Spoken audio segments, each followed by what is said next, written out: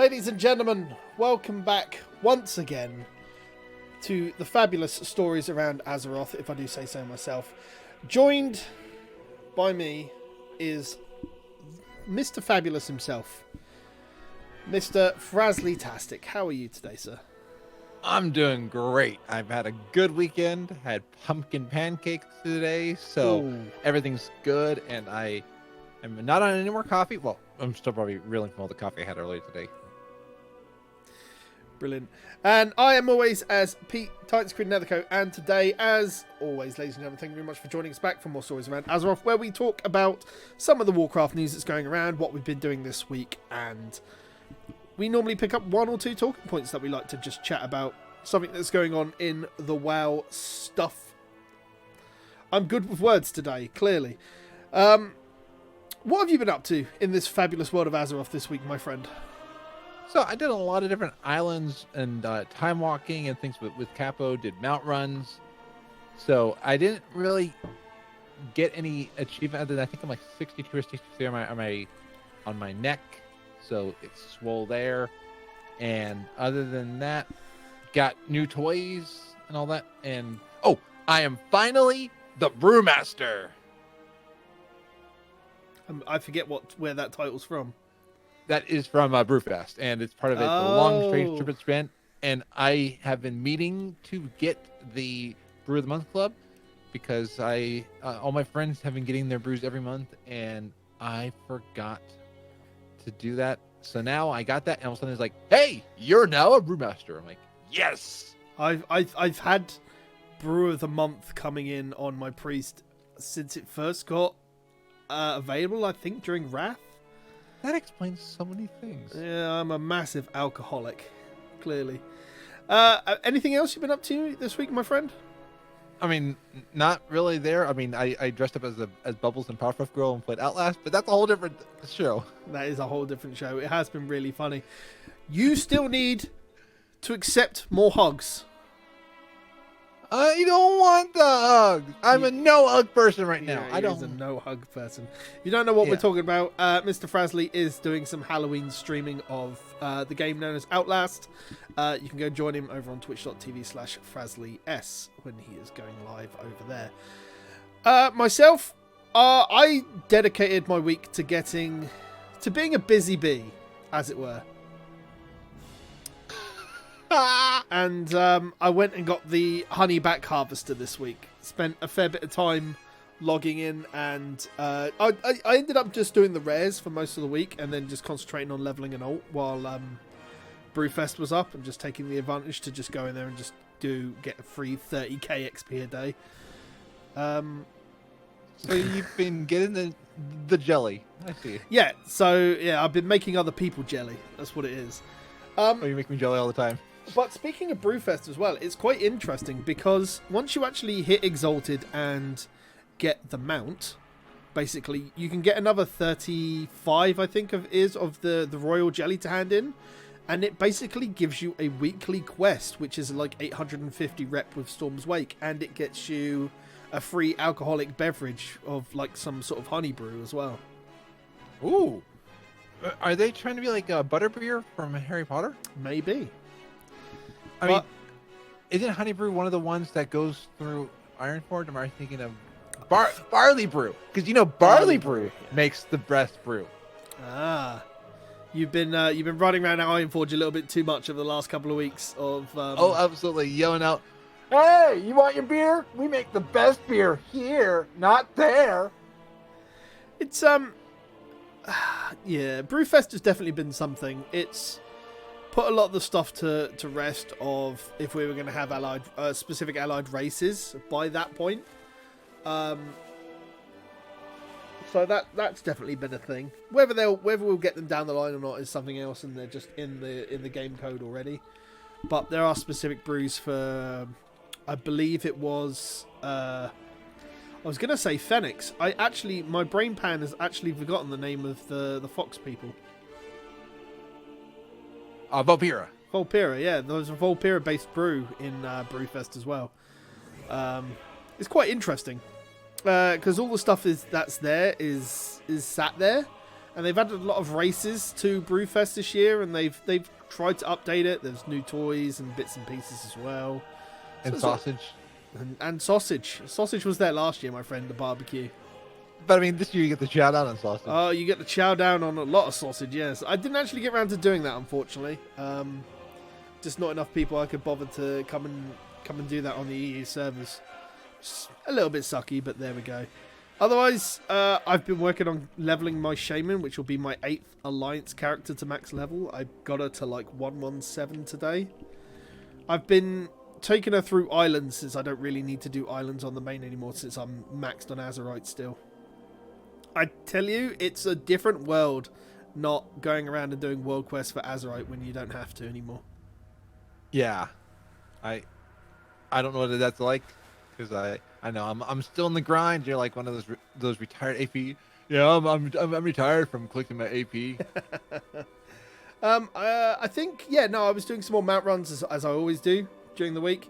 Managed to get the heroic Nighthold skip completed on my Demon Hunter now as well, so he's got the skip on normal and heroic, so 2 more attempts at the mount that's not on the mythic cooldown there, so that's pretty good. Just a lot of mount runs, really, is what it's come down to. Mount runs and leveling. Eventually, I'll get to 18 characters. There's still a lot in the game that I want to do. Like, I've still got to spend time on the Horde side to get the Pterodactyl, and I need to get the Direhorn as well. So, lots to do. It's still still a fair bit of time. And speaking of a fair bit of time, as we said last week, in fact, 8.3 was still going to be coming. And lo and behold, Wowhead picked up an encrypted PTR with 8.3 information. So, we are going to be getting 8.3. A lot of word on the street is that we're possibly going to get an Ian live stream at some point to basically dump us with all the 8.3 information before BlizzCon. I think that they'll still do BlizzCon and they'll announce the expansion. And because it's quite funny, because I mentioned this on the Dragon Powered Studios Discord, Spewfire Discord, during the week, that I ended up just going through the WoW YouTube channel and watching all of the BlizzCon videos, and I stumbled across the Mr. Pandaria one where they previewed Mr. Pandaria that was coming, and they went, you had Varian saying about this is everything we've done, but before we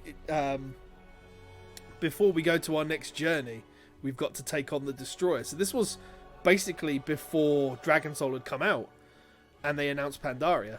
So I fully expect that we'll probably get like a trailer like that, and then they'll do their normal in-game trailer of what we'll be getting and everything else and where we'll be going next. I can see that.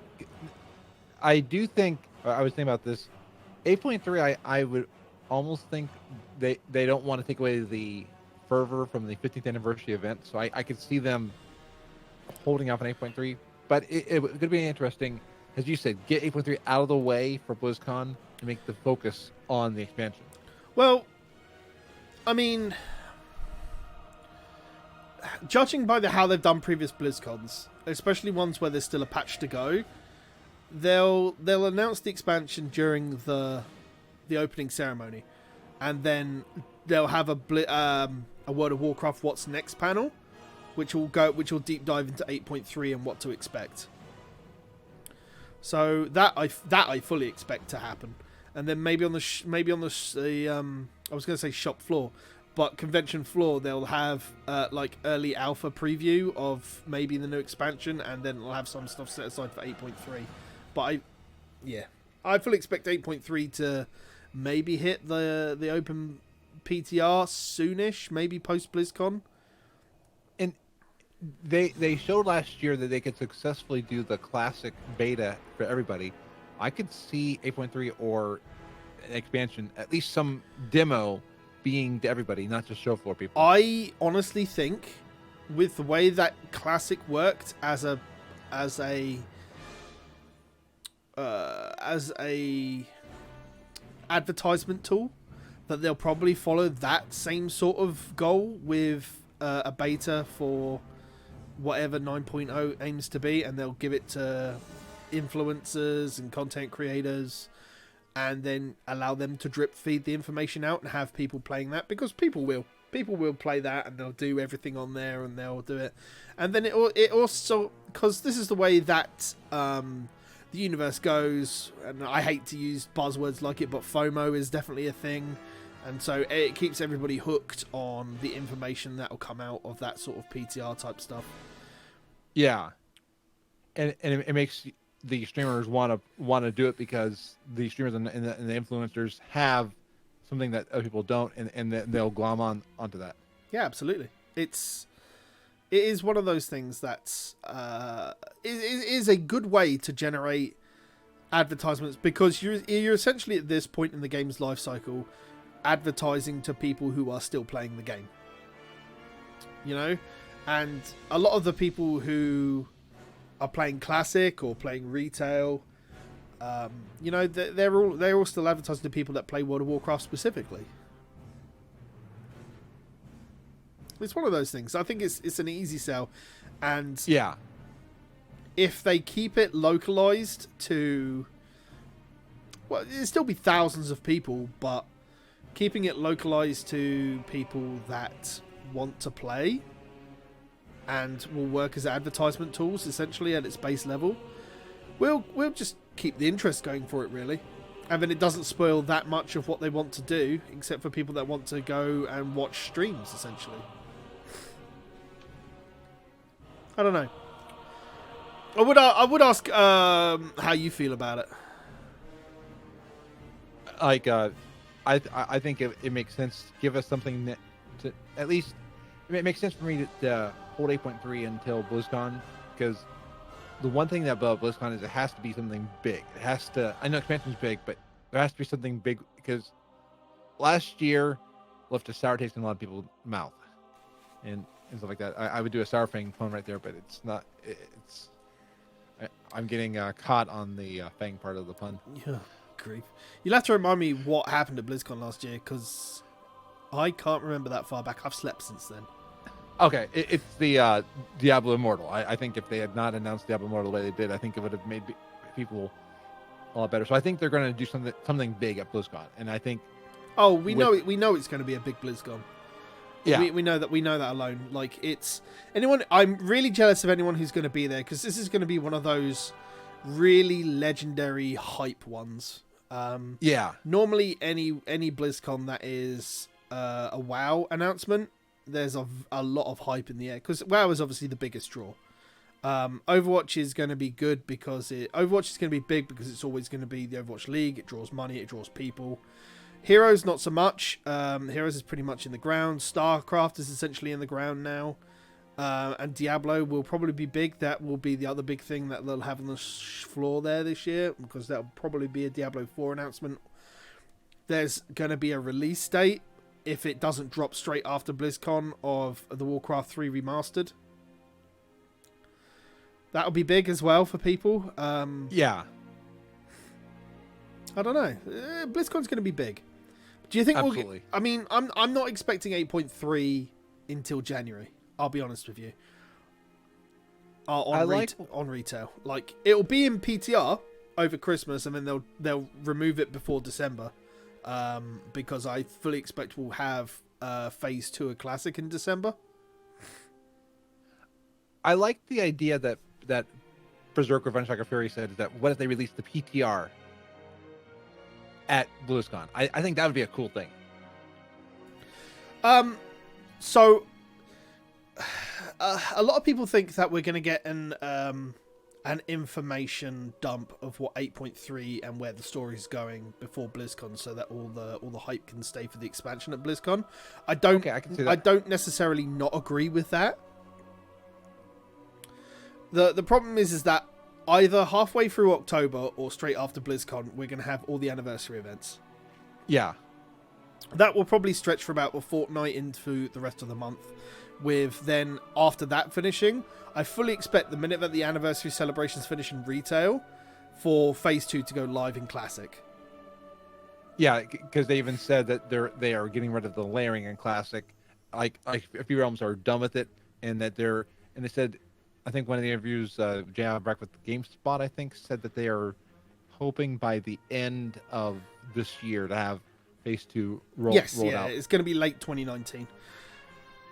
I think they will drop Phase 2 for Classic late November, early December, so that Blackwing layer is out and available before Christmas, and that's done and dusted, so that then you've got all the Blizzard employees that have their Christmas break, come back in January, and then boom, we'll have 8.3.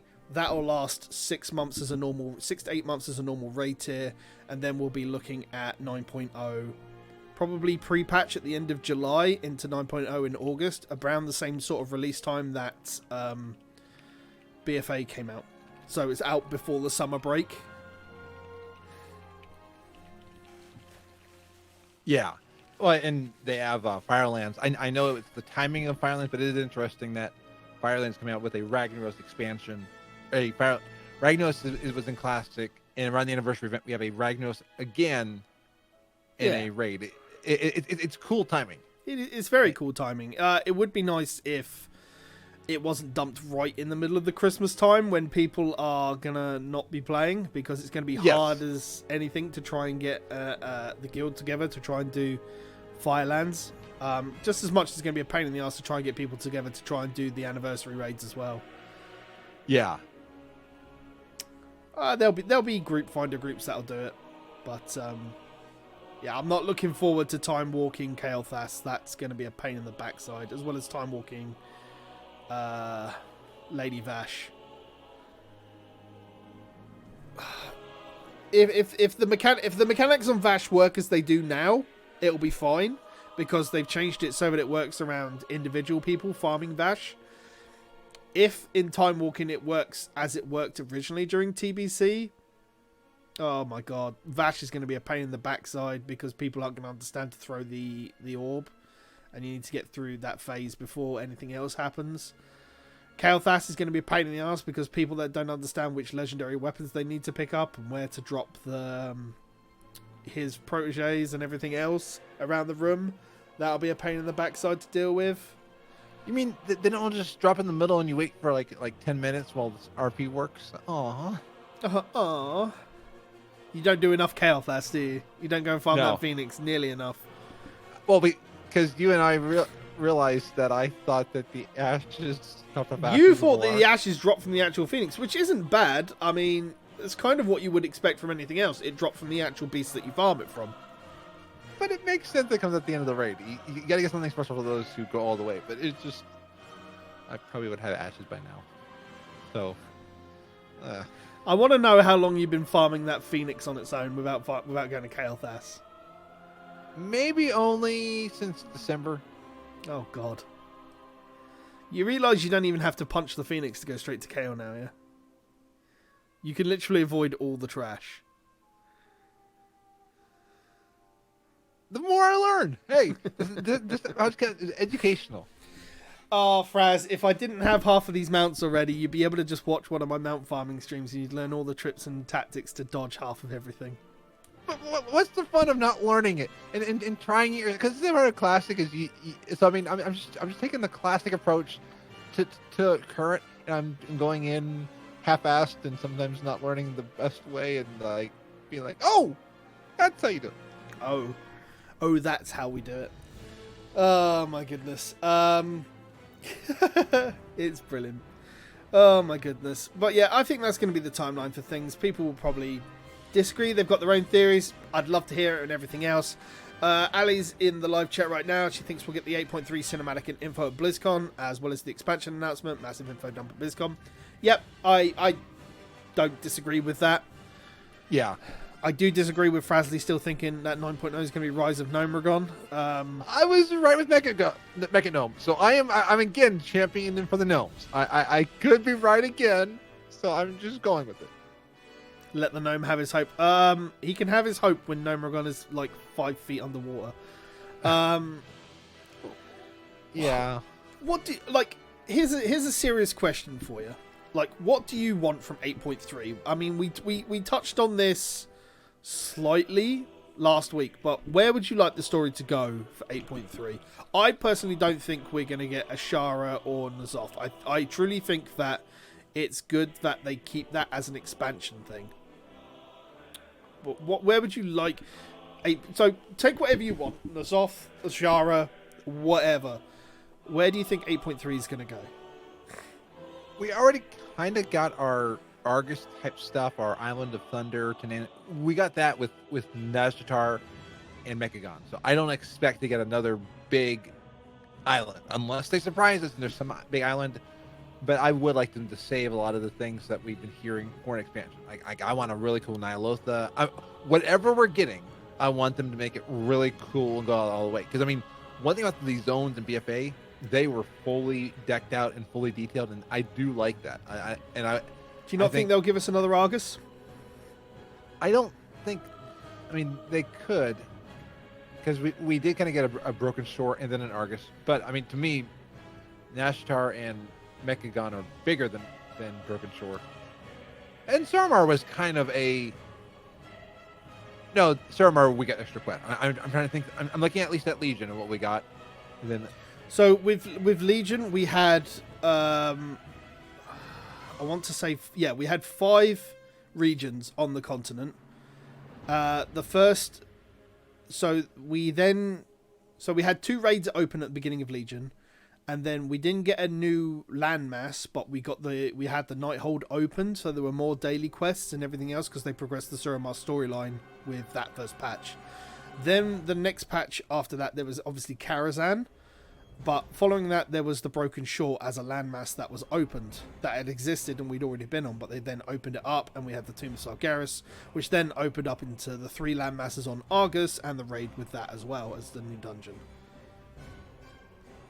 So, other than the base stuff that you had in the base version of Legion, you had 3 new dungeons and 1, 2, 3, 4 raids. Because you also had, they also put in the mini raid as well, up at Stormheim, to do with Helia.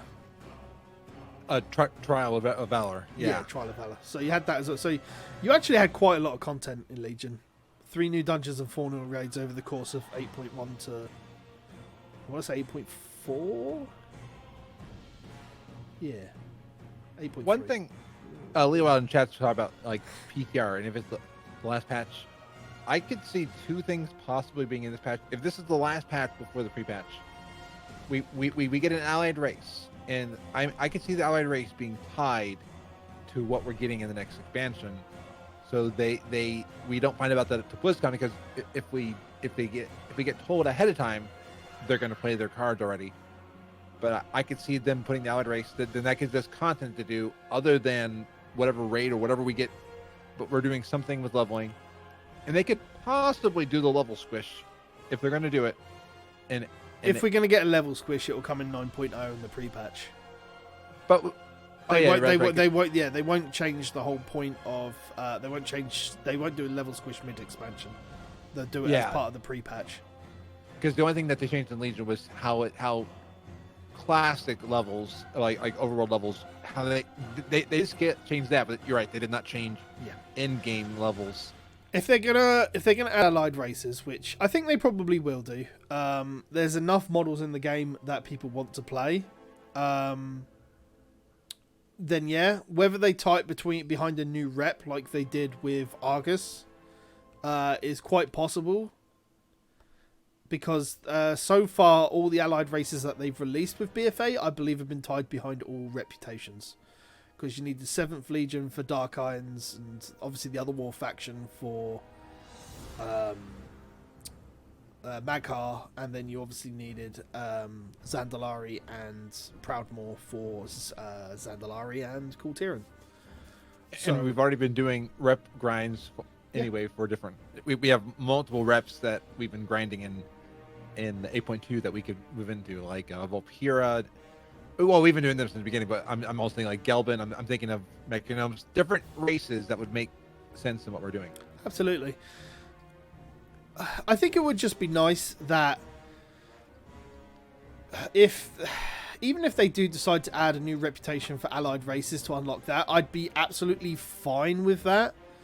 But with these reputations, I think it would be cool, like for Rustbolt, if we actually had extra customization options for races, you know, for unlocking them per races. It gives, because then it actually feels like getting to Exalted is worth something, because if you're a raider, you're not going to need anything that's Exalted. If you're a mount collector, yeah, cool, it's there, but the gold prices are well out of whack right now to do anything. Yeah. I'll be honest, Leowild in the live chat is saying the last patch of BFI hit PTR on November 30th. I presume he means Legion at that point. That's not too far askew. I would presume if it's going to have a raid patch, they'd probably put it in earlier. Because I believe on launch the raid was, like the actual Argus raid was a little bit messy, especially the last boss, in terms of tuning. So I think they'll know not to release it so late. And plus it keeps hype going for it for a few months if they release the patch the PTR early. But what do you think the main big bad will be? Where do you think we'll be going? Because obviously the story revolves around the raid and the PvE. That's a good question, because I've been thinking about that, because like I personally see the patch being the aftermath of what happened in 8.2.5. I'm trying to think like what would be a big thing, because again, I think it's too early to go to Nihilith. I think it's too early to go to those things yet. I think the biggest thing you need to look at when you're thinking of these things is look at the storylines that exist and what has been and hasn't been wrapped up. Because the war campaign is over, but Yeah. Sylvanas is still there. We know that the loyalists are still a thing. Could there be something that she's trying to steal and we're trying to stop her? Because there could be something that, again, something like the Tidestone. We realized that we messed up with the Tidestone by letting Jar take it. What if we're trying to stop whatever other, because there's probably some artifact out there and we need to stop Sylvanas from taking it down. Yep, we know that the artifacts that were put in the tomb were left unguarded. That's a very good point. There's nothing to say that some of the other ones weren't stolen at all. That's a good shout on its own there. I don't know. I mean, I try to look back as far as I can, and unless they decide to put, because I really don't want them to use N'Zoth and Ashara so soon. I think the two of them plus Sylvanas could be left to be a reason for a new expansion. So the way I try to look at it now is what could they possibly do to bridge into a new expansion. And I'm just going to go back and I'm going to say, well, if we've got a time walking raid where the infinites are going to mess around with, plus as I've said before, Nozdormu wasn't at the Chamber of Heart to imbue with any of the Bronze Dragonflight power. That is true. So who knows? Maybe we are going to deal with the infinites. Maybe they'll bring them back. And for a 15th anniversary, I mean, I know that 15th anniversary is in November, but how cool would it be that the next raid harkens back to an event in Warcraft history? That would be a cool thing to end off. Blizzard aren't dumb. They know what they're doing. Like they put in these little things all around the line to turn around and say, you know, these are hints at what's coming. So, time walking anniversary raid, time walking Firelands raid against Ragnaros and everything else in there. You know, hopefully we'll have the infinites, and then, you know, we'll go back and they'll do the whole time changey thingy.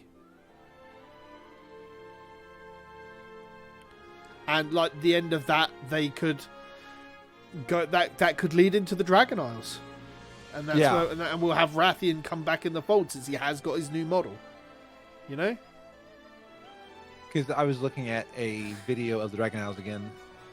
This was for Classic, but I was looking at it and I was thinking, okay, because one thing that remember John States said that it was a little too ambitious for what they were trying to go for. But I think that they've perfected quite a few things in their modeling, quite a few things in their how you present zones, that they could redo the Dragon Isles, and with our new tech, could do some really cool stuff with it. And I could see them maybe doing something that, if they even brought the Dragon Isles back for 8.3, show off something, be like, hey, we're going to use this tech in the next expansion, but let's kind of give you a small hint. But that would still be a huge undertaking. Yeah, no, absolutely. But Blizzard is coming miles with where they're using with the tech and everything else. Yeah. I'm not entirely sure, like, without going back and putting a lot of time into actually seeing if they've cleared up every other plot. The only other plot I can think that they haven't tied up in a nice little bow is Goltarok and the Shadowlands. And, you know, with all the rumours that are flying around, that could be an expansion all on its own, which is fair. But, like, it's the only thing that I can look at from this expansion that hasn't been tied up in a bow. Yeah. Because again, I don't want them to kill. So I mean, I want them to ultimately kill Sylvanas, because it'd be cool. For me, it'd be a cool story arc. But I think it's too soon to do that. I think that is way too soon. I think it's the problem that they had with Garrosh. Like, yeah, they messed up the Garrosh's story between the beginning of Cataclysm up until the beginning of Myths, and then turned him into this warmonger with a plan, and then we just killed him. You know, when he just turned everything in motion. And going for Sylvanas straight off the bat would be bad, you know? Yeah. Like, there's as we said last week, she's one of the few remaining Warcraft 3 names that remain in the game. Oh, absolutely. And there's a lot of people that love her, and I love the character as much as I joke. I think the character's a cool character. I heard Patty Mattson on an interview in Realm Maintenance, and the thought that goes into Sylvanas, I'm like, that is so cool. A lot of the voice actors really live the character itself these days, which is really cool. Especially when they get called back to play them so often. And I think it's been a big thing this expansion, especially where voice acting in the game is really hitting that next level. That they're giving more, they have the availability to give more emotion to that character. Yeah. Wasn't someone saying that? That's right. Like characters can blink now. I mean, there was actually a bug where certain characters couldn't blink. It was messed up at one point, but like they're really giving a lot of facial animations, and I've noticed it in some of the different things. Yeah. It's odd, but the characters do feel more alive this expansion. Yeah, and between, because at the moment there are 3 different types of cinematic that we now have. We've got the pre-rendered cinematic, we've got the in-game cinematic which uses the models, and then there's the in-game cinematic which uses the models but not to a degree of the secondary one, like Negotiation.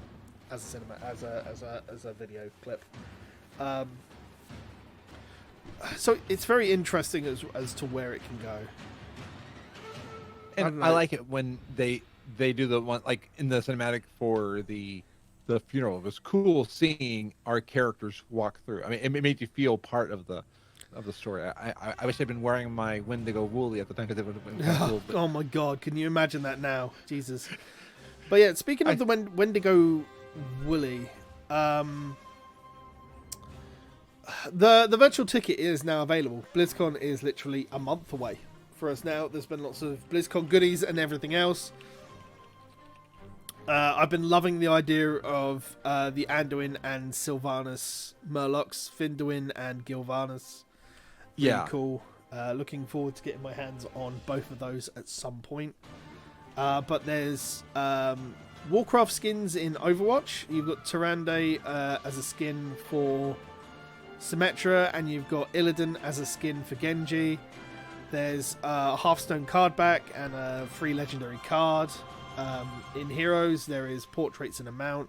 StarCraft 2, there's some goodies coming as well as wings and some stuff in Diablo, which is going to be interesting, especially if we get like a particular Diablo announcement. But I presume that they're trying not to reveal anything for Diablo at the moment. So it's just a matter of waiting and seeing. I believe I have also seen on Twitter some of the 15th anniversary collector's editions being shipped for people already as well. So I think those are going straight from Blizzard itself. Mine hasn't been shipped yet, so Yeah, mine either. Like, I already have the mounts because I paid the double sales tax for them. But yeah, it's not. I don't think it's been shipped from Blizzard. no. But like they're on the way for people. It's going to be really interesting as the anniversary starts to sway into full swing. I wonder if they'll bring back. I wonder if they're going to do all of the normal anniversary stuff. So like the green dragons will be in effect, and you'll have the chance to get your anniversary goggles back out and do the daily quiz for time walking coins. We know that the old Alterac Valley's coming out, and watching Bellula's video when that came out and how long that could be, I'm looking forward to spending a week in Alterac Valley. That'll be fun. It's mental. Yeah, and Berserker was talking about how the Hearthstone card back is Twilight and possibly Dragon Wings. Again, it could be a hint to where Hearthstone is going, or it could be a hint to where Warcraft is going. With, as I've said before, you've now done that story, I believe. Because have you hit 65 on the Heart of Azeroth? I can't remember. Nope, still working my way up. When you get to 65, you'll obviously see that there's a specific storyline when you go to help the Reds there as well. So enjoy that one, because that'll be a bit of fun. There's a lot of story in the game still to be had, whether it's on the main line or whether it's offline. It's I don't know. It's really weird, and it's odd to know where the story's gonna go, because all we can really do until BlizzCon hits in a month is really speculate. And speculation's fun, and saying where we want the story to go is always fun. But everybody always wants different things. I want the Infinite Dragonflight to see more what ifs. I thought Warlords of Draenor was really cool because of that, even if they didn't necessarily fulfill that expansion's purpose to the needs of what it could have been. Excuse me. But there's always loads of stuff, and it's not like the models don't exist in the game. Like here's a good example. Where I was rewatching cutscenes and everything else the other day, in the in-game cinematic at the end of the Jaina storyline, when you've reunited all of Kultiras, there is a brand new model for Arthas, Paladin Arthas. They specifically remade a model for Arthas. Which, that goes back to the description of the Wendigo Woolly, for when you suit up to go into the icy mountains. And that is where I think something has to do with Northrend. Because there's a reason... No, go ahead. I don't want to interrupt. There's a reason that they're showing the transmog for that. I think it's to allude to what we're getting. Because I mean, if you look at the mounts that we got when they announced Battle for Azeroth, they were very faction specific. They were the Zeppelin and the Storm and Sky Chaser. Yep. And then when we got the toys last year, that was just because we were still in the middle of a faction war, and that was to be like, hurrah, hurrah, and we're too cheap to get you any mounts. I'm kidding. I'm not trying to bemoan the toys. I just don't use them a lot. It's really weird because there are a lot of hints that say where the story could go anywhere. You know, as you said, the Wendigo Woolly could mean that we could be going to Northrend.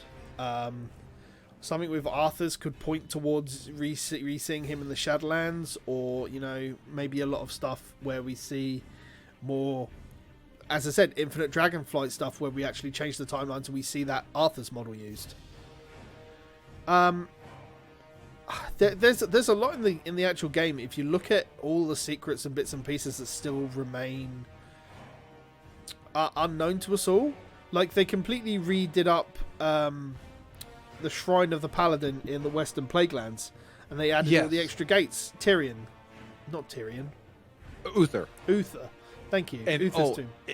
It looks nice. I had to go there when I was leveling up in Ulm, and that tomb looks amazing. I mean, it's so good. But all those extra doors, like...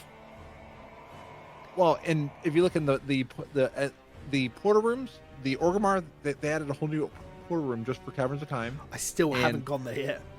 Oh, have you been to the one in Stormwind where there's these locked gates? I mean, Stormwind, they added on another branch. I mean, the mages in Stormwind are amazing. They could just keep expanding that room. But they do have gates with stairs behind one of the areas, so there's room for more things. What would be interesting is if the mages found time travel and moved and added more caverns and things like that. That would be. But you already have the Caverns of Time, and I do like the Caverns of Time. I mean, I'm finding secrets. Like, I found the tavern at the end of time, which I think was a Hitchhiker's Guide to the Galaxy reference. It could be, yeah. I mean, there are loads of taverns, I believe, around Kul Tiras and Zandalar that are just under the water. I think it's like a hidden, like an exploration achievement to go to each of those inns and everything else. But, I mean, as it is, in the live chat has mentioned about Paladin outdated buildings. It could just be because of the Paladin class hall, and they like the look of some of the gates and that in there, so they changed it to so Uther's tomb was more like that. Because you know. Oh, and Uther's tomb was used in Before the Storm, if I remember right. Christ, I don't even remember. It's been a while since I've read that book. It is due a reread at some point soon. Yeah, I've not listened to it since I was on the trip. It helped keep me sane on my trip with my family. I have got some traveling to do soon, so. Oh, me too. I might be podcasting from the sea. Anyway. Podcasting from the sea with no internet. Good. Oh luck, no, sir. We're gonna have internet, so we've already decided that we're gonna have internet. Anyway, moving on. I don't know. I think we're pretty much at the end of this week's episode. There's not really a lot of Blizzard news to talk about yet. Everything's really... I think everything, especially with the way that Blizzard are, and they've seen how well they can encrypt stuff, and I think a lot of this has been where they've been testing out the mount stuff with the Nightmare mounts and everything else, with all the encrypted data so that they can't be pulled. And now they've just done this whole patch where the entirety of the war campaign was encrypted and hidden, and we see that 8.3 is encrypted and hidden. I mean, obviously they're gonna have to reveal data at some point, because if it's got a raid, then it's going to need testing on the public test realms. You know? Yeah. Unless they've actually built in a full actual team on house to train. Like, I have to say, I like what the team at WoW does, and like I like that they give us content, but it is nice not knowing what's coming until we get it. And I hope that we see more of that with story, that they keep I finding think ways. that a lot of the story will remain encrypted now that they know that they can do it. Because I think that is great, because it's been fun. Yeah, no, absolutely. But I mean, the biggest problem with that is that, especially when it comes to raid tiers itself, unless Blizzard decide to get an in-house team to test the raids, that isn't like just Blizzard employees just raiding on their free time with God mode and everything else, like having a proper raid team walk in there and test it all, then those raids are still going to be up on the PTRs. And it's still going to tell the story. But obviously we know that they encrypt the cinematics and they're not available. But it still reveals the end of the last boss, and we see what happens during that last boss, and it essentially leads into the cinematic of what's going to end with. So, I mean, they could get rid of the race for world first and just let Method and Limit test it. Just test it. Yeah, and like sign an NDA that you're not allowed to release any of this stuff. But a team of that size, I'm not saying that any of them don't have integrity, but there'd be a leak with that many people of outside forces. Absolutely. Or somebody would hack one of their Discord. I mean, yeah, that's a bad idea. Yeah. They need to actually hire a team specifically. Yeah.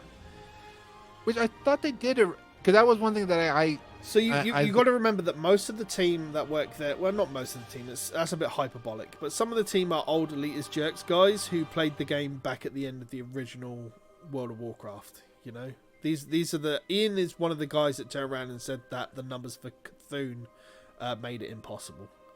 That's right. Yeah.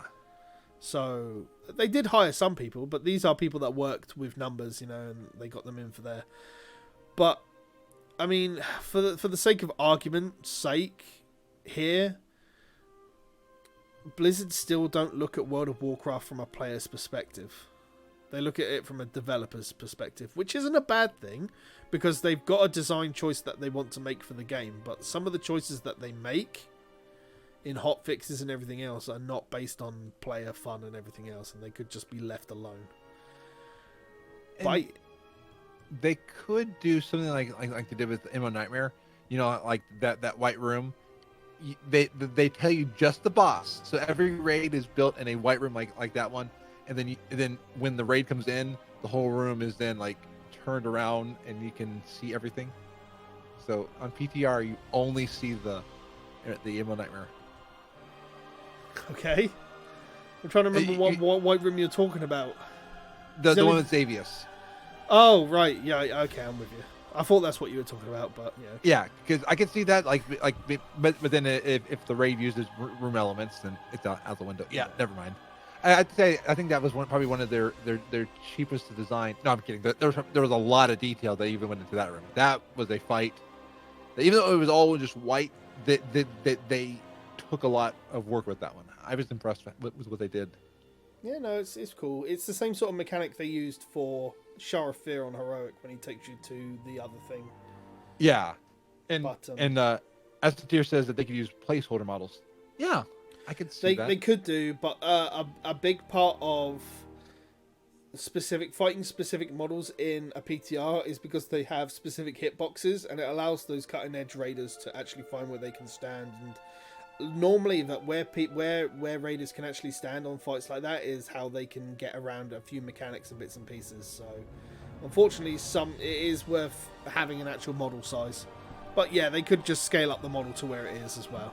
So yeah, but I think we're done for the week, to be fair. Damn me and my knowledge. Yeah, sorry, the all-knowing person who's played the game for way too damn long. Before